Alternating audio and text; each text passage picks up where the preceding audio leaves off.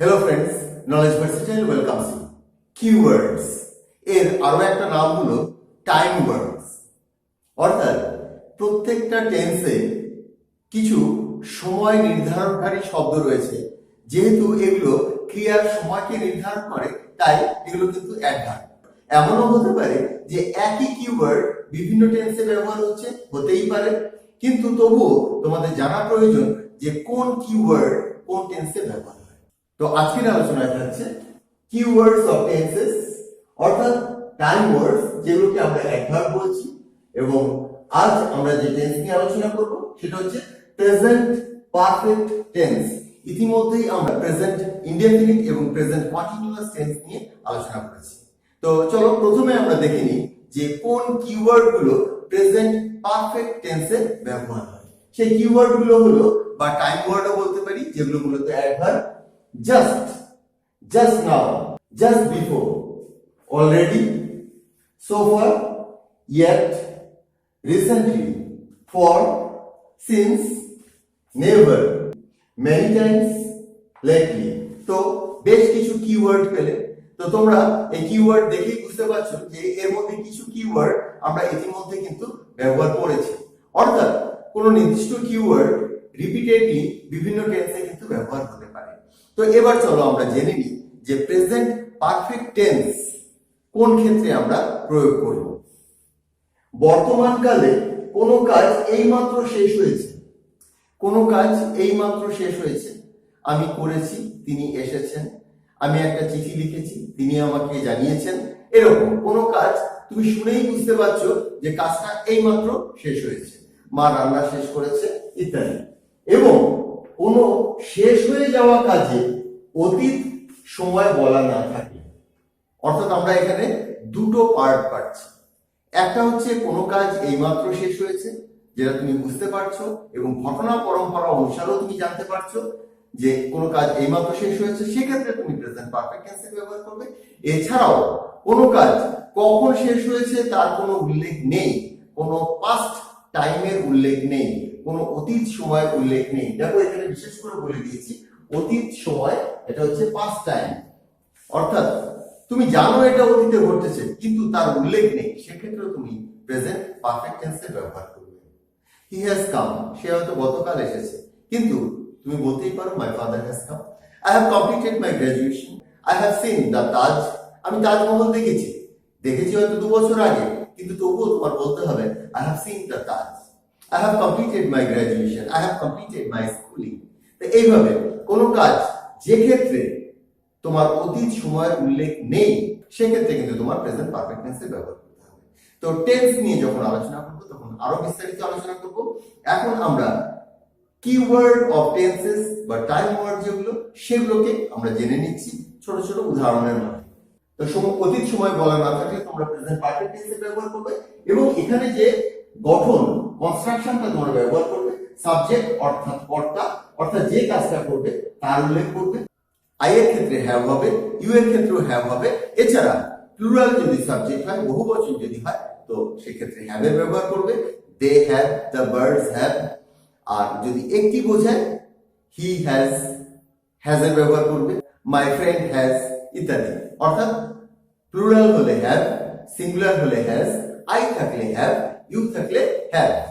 এবং ভার্বের third form, ভার্বের থার্ড ফর্ম তোমরা ইতিমধ্যেই জানো। ভার্বের 3টে ফর্ম হয়, যেমন গো, ওয়েন্ট, গান। তো এখানে প্রেজেন্ট, পাস্ট, পাস্ট পার্টিসিপল। এখানে থার্ড বলতে তোমাদের পাস্ট পার্টিসিপল ফর্মকে বোঝানো হয়েছে। তিনি এসেছেন, হি হ্যাজ কাম। তিনি লিখেছেন, হি হ্যাজ রিটেন। আমি দেখেছি, আই হ্যাভ সিন। তোমরা খেলেছো, ইউ হ্যাভ প্লেড। এখানে দেখো ভার্বের যে থার্ড ফর্ম সেটাকে ব্যবহার করা হচ্ছে। তো এবার আমরা প্রেজেন্ট পারফেক্ট টেন্সের তো বেসিক জায়গাটা বুঝে গেলাম যে কোনো কাজ এইমাত্র শেষ হয়েছে, বা কোনো কাজ যখনই শেষ হোক না কেন তার অতীত টাইমের, অতীত সময়ের উল্লেখ নেই, এমন বাক্য আমরা কিন্তু প্রেজেন্ট পারফেক্ট টেন্সের মধ্যে রেখে ট্রান্সলেশন করব, বা ইংরেজিতে আমরা প্রেজেন্ট পারফেক্ট টেন্সেই বলবো। কিন্তু আমাদের মূল লক্ষ্য হচ্ছে এই কিওয়ার্ডগুলো কিন্তু আমরা প্রেজেন্ট পারফেক্ট টেন্সে ব্যবহার করব। এখানে আরেকটা কথা তোমাদেরকে বলে দিই, যদি বাংলা সেন্টেন্স অনুযায়ী তোমরা ভাবতে চাও, তো চলিত ভাষায় যদি বলি, আমি করেছি, তিনি এসেছেন, সে দেখেছে। অর্থাৎ ছি, ছ, চেন, এইরকম অংশ শব্দাংশ বাক্যের শেষে প্রয়োগ হয়। যেমন আমি লিখেছি, তুমি লিখেছ, তিনি লিখেছেন। শুনলেই তুমি বুঝতে পারবে যে কাজটা শেষ হয়ে গেছে। তো এবার আমরা কিছু এক্সাম্পল দেখে নিই, যেক্ষেত্রে আমরা এই কিওয়ার্ড বা টাইম ওয়ার্ডের প্রয়োগ করব। হি হ্যাজ জাস্ট কাম, তিনি এইমাত্র এলেন। এখানে জাস্ট মানে এইমাত্র, জাস্ট নাও মানেও কিন্তু এইমাত্র, এক্ষুনি। I have written just now, আমি এইমাত্র লিখেছি, এখানে just now. I have already seen you, I have already seen you. I have already seen you. এখানে সব জায়গায় দেখো have, has এবং ভার্বের থার্ড ফর্মের ব্যবহার হচ্ছে। তো আমি ইতিমধ্যেই, অলরেডি মানে ইতিমধ্যেই, আমি ইতিমধ্যেই তোমাকে দেখেছি। তো তোমরা এই যে কিওয়ার্ড বা টাইম ওয়ার্ড যেগুলো রয়েছে সেগুলোর কিন্তু যে অর্থ সেগুলো তোমরা বুঝতে পারছো। They have played 2 games so far. ইতিমধ্যেই তারা দুটো গেম খেলেছে। ইতিমধ্যেই তারা দুটো গেম খেলেছে। তো এখানে so far এ পর্যন্ত বা ইতিমধ্যে। He has been here for 2 days. সে 2 দিন ধরে এখানে। তো এখানে দেখো, খেয়াল করে দেখো, আমি সিন্স এবং ফরের প্রয়োগ করেছি। সিন্স এবং ফর তোমাদের দেখেই মনে হতে পারে কোন পারফেক্ট কন্টিনিউয়াস টেন্সে এর ব্যবহার হয়, কিন্তু পারফেক্ট টেন্সেও কিন্তু সিন্স এবং ফরের ব্যবহার হয়। ধরো আমি 2 ঘন্টা ধরে এখানে। I have been here for 2 hours. I have been here for 2 hours. আমি বিকেল 4টা থেকে এখানে। I have been here since 4 p.m.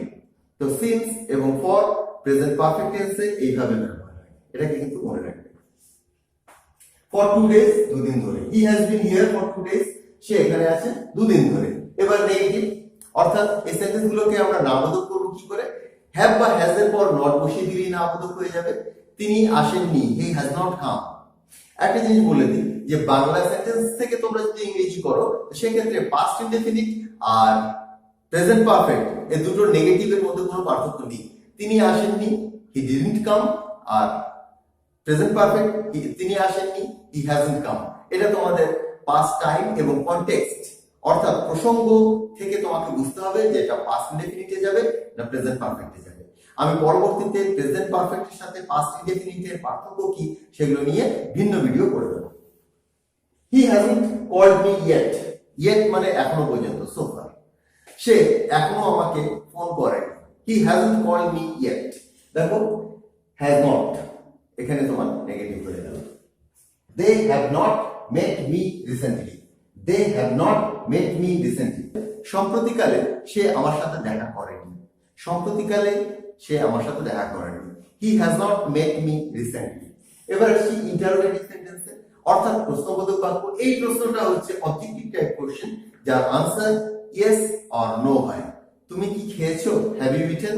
তুমি কি বলবে? Yes or no. তুমি কি দেখেছো? Have you seen? তুমি কি বলবে? ইয়েস অর নো, হ্যাঁ দেখেছি বা না দেখিনি। তো এই ধরনের উত্তরের জন্য যে প্রশ্নগুলো তৈরি করতে হয় সেগুলো এখানটা তুমি কি করবে? হ্যাভ বা হ্যাজ দিয়ে বাক্যটাকে শুরু করবে। Have you met him just now? তুমি কি তার সাথে এইমাত্র দেখা করেছো? জাস্ট নাও এইমাত্র, এগুলো আমাদের সেই কিওয়ার্ড গুলো যেগুলোকে আমি আন্ডারলাইন করেছি। Have you met him just now? তুমি কি তার সাথে এইমাত্র দেখা করেছো? Has she called you lately? এখানে লেটলি মানেও কিন্তু সম্প্রতিকালে। Has she called you lately? সে কি সম্প্রতিকালে তোমাকে ডেকেছে? Has she called you lately? এখানে ফোন করাও হতে পারে। Has she called you lately? সে কি সম্প্রতিকালে তোমাকে ফোনে ডেকেছে বা ফোন করেছে? তো আমরা ইন্টারোগেটিভ পেয়ে গেলাম হ্যাভ বা হ্যাজ বাক্যের শুরুতে বসিয়ে। এবার আসি ইন্টারোগেটিভ এবং নেগেটিভ একসাথে, অর্থাৎ যে বাক্য দিয়ে আমরা প্রশ্ন করবো অবজেক্টিভ টাইপ কোশ্চেন এবং যে বাক্যে একটা নাম প্রয়োগও থাকবে।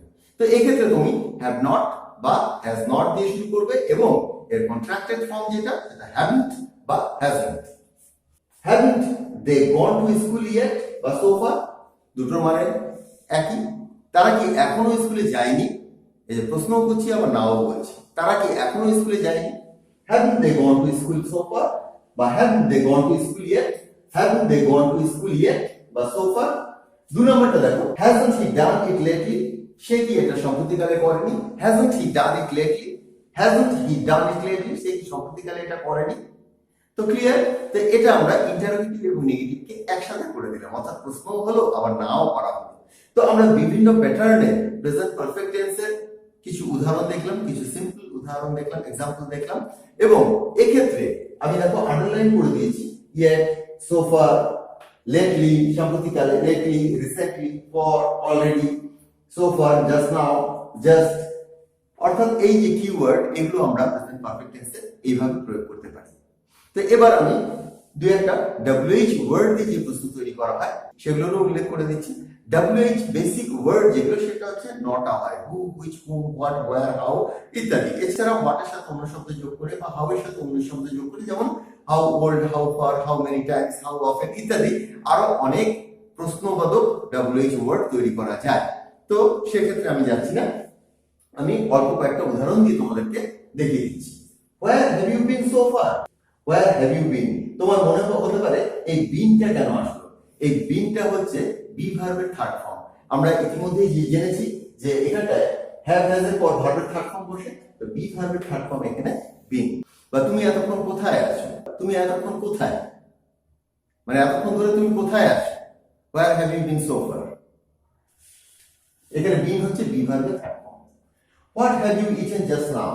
What have you eaten just now? What have you eaten just now? তুমি এইমাত্র কি খেয়েছো? What have you eaten just now? তো তুমি এইমাত্র কি খেয়েছো? কনস্ট্রাকশন গুলো দেখো, এখানে WH ওয়ার্ড দিয়ে প্রশ্ন করেছি, এবং WH ওয়ার্ড দিয়ে যে প্রশ্নগুলো করা হয় তার অ্যান্সার কিন্তু ডিটেইল হয়, অর্থাৎ এটা সাবজেক্টিভ আনসার টাইপ কোশ্চেন। আরেকটা দেখছি, who has met you many times? কে তোমার সাথে অনেকবার দেখা করেছে। একটা জিনিস মনে রাখবে, হু দিয়ে কে এবং কারা দুটোই হয়, তো সেই জন্য আমি একবার হ্যাজ দিয়েছি, একবার হ্যাভ দিয়েছি। Who have met you many times, কারা তোমার সাথে অনেকবার দেখা করেছে। যদি কারা বলতে চাও তখন হু এর পর হ্যাভ দেবে, যদি কে বলতে চাও হু দিয়ে তখন হুর পর হ্যাজ দেবে। অর্থাৎ who has met you many times, কে তোমার সাথে অনেকবার দেখা করেছে। Who have met you many times, কারা তোমার সাথে অনেকবার দেখা করেছে। তো আজকে আমরা বিভিন্ন কিওয়ার্ড দেখলাম। এক্ষেত্রে যে কিওয়ার্ডের প্রয়োগ রয়েছে many Times, so far, just now, অর্থাৎ আমি আরেকবার উল্লেখ করে দিতে চাই, just now, just before, already, so far, yet, recently, for, since, never, many times, lately। এই যে কিওয়ার্ড গুলো রয়েছে এগুলো প্রেজেন্ট পারফেক্ট টেন্সে ব্যবহার হয়। তো আজকের আলোচনাটা আমি এখানে শেষ করছি। পরবর্তী আলোচনায় আবার যোগ দেবো। আমার পূর্ববর্তী ভিডিওর কিছু লিংক তোমরা নিচে ডেসক্রিপশনের মধ্যে পেয়ে যাবে, সেগুলোকে ক্লিক করে দেখে নিও। খুবই ইম্পর্টেন্ট সেগুলো। And if you like the video, hit by.